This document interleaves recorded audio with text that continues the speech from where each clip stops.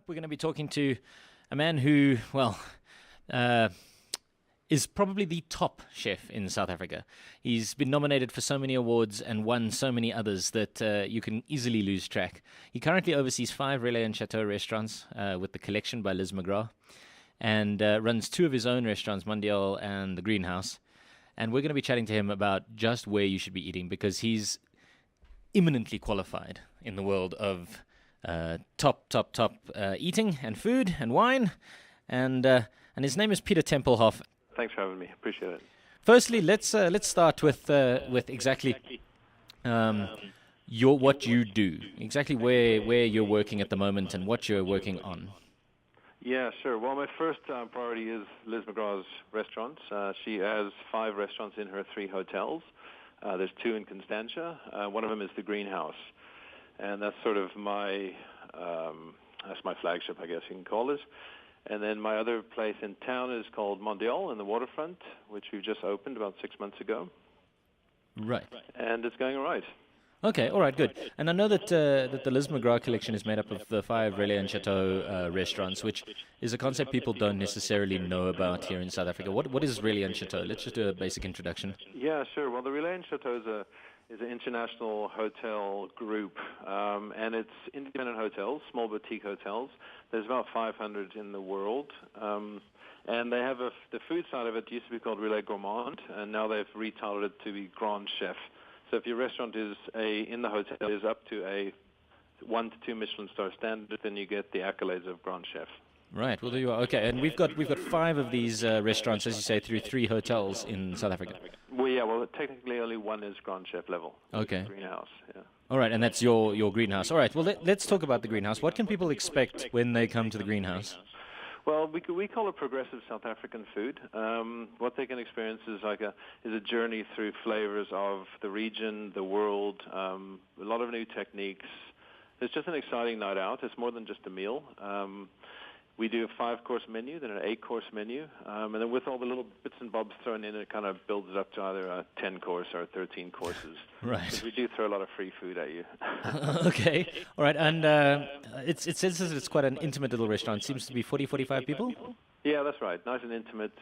It's very cozy. The staff are really friendly. It's not too anal, so to speak, like some places overseas. It gets a little bit robotic. The staff are really warm and accommodating. Right, okay. And in terms of wine, there's obviously wines paired with the various courses? Yeah, sure. We do have the wine flight that goes with each course, so we pair a glass of wine with each course. Oh, and we do have an extensive wine list, too, you can choose from. Mostly the local stuff. We like going for the valley, the Constantia Valley, because when people come to the restaurant, they want to drink wine from the region. Right. Not necessarily on the Western Cape, but from Constantia. Okay, all right. And then you said that you've just opened Mondial at the waterfront. What's that about? Well, we opened in November last year, the end of November, and it's more like it's just an upmarket brasserie bistro.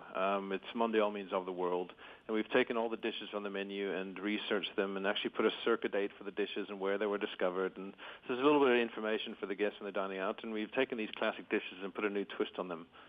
Okay. So things like tacos and burgers, and we'll have cassoulets and curries, and it's a bit of everything. Yeah, you've got a very good, understated way of describing these sorts of restaurants, which doesn't really let us know exactly how highly rated they are. But so I suppose I have to put that in. All right, you cooked a lot and spent a lot of time living in London, and you've moved around the world. You've won some prize awards. You cook at the Chef's Dinner in New York and in London in 2012 and 2013. What are the next steps? What should we be looking for in terms of trends and things in food in South Africa?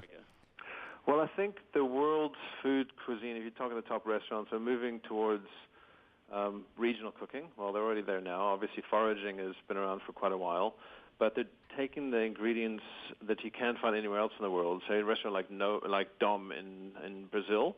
He goes into the Amazon jungle and brings out these crazy ingredients that people have never heard of. Right. And also telling a story. Restaurants are really telling the story of the food, and I think people want to hear a bit of a story when they're eating something, or they want to know why they're eating it, or what the deal is, why it's being put on the plate in front of them. So I think telling that in the menu, or telling that while you're eating the dish, is really important. Okay, all right. Now I'm gonna throw you a little bit of a side question here. Apart from your own restaurants, what are the ones that you think people should be looking out for in South Africa? What are the ones that people can? Because I tend to find that most of them are in the Western Cape. Is that right? Yeah, unfortunately, it is right. Up in Joburg, you got Dave Higgs at the Saxon, who's doing some great stuff. Roots, the Roots at In the Cradle of Humankind. yeah, Cradle, yeah, that's doing pretty well. I know there's a chef there. He's a great chef. Down in the Western Cape, obviously, there's Luke's two restaurants, the Test Kitchen and the Potluck Club. And then there's some nice finds. There's La Mouette, which is I think it's in Sea Point. They got a great tasting menu. There is the Roundhouse. I mean, it's kind of fallen by the wayside a bit, but they're still doing some nice stuff. Rustenfried and Stellenbosch, Overture as well. Great restaurants. Right. Okay. Now, apart from the greenhouse, tell us about the other restaurants at the Relais and Chateaus that you're overseeing. Yeah, well, we got another one at the hotel here called the Conservatory, which is our hotel restaurant. It's a bit more classic, a bit more contemporary. We do, something for everyone. Then at the Marine in Hermanus, we've got a restaurant similar to the Greenhouse, a gastronomic restaurant called the Pavilion, and we put a new chef in place there who is actually chef of the year last year. He won the national champions for the young chef, and he went to Turkey to go compete. So he's in charge of that one, and he's doing some great stuff there. And then they also got a seafood restaurant, which is a bit more casual. Right. And then the one at the Plettenberg is also a seafood restaurant. That overlooks. It's got the most amazing view of Plettenberg, iconic view of the bay, and you just sit up there and eat all the seafood you can. All right. Well, what are the things that you've discovered? If you go to the greenhouse, what's your tip? What should people be eating if let's assume they're going to make a special trip now to rush off to the greenhouse? What should they be eating? Yeah, well, I would definitely go for the 8-course tasting menu. It's the experience that we want them to have. Right. It is just it's a journey through senses and flavors and real quirky dishes, and it's a lot of fun. And I would definitely recommend that. But if they're not feeling so adventurous, then I would go for the 5-course, and they can select one of each 5 courses.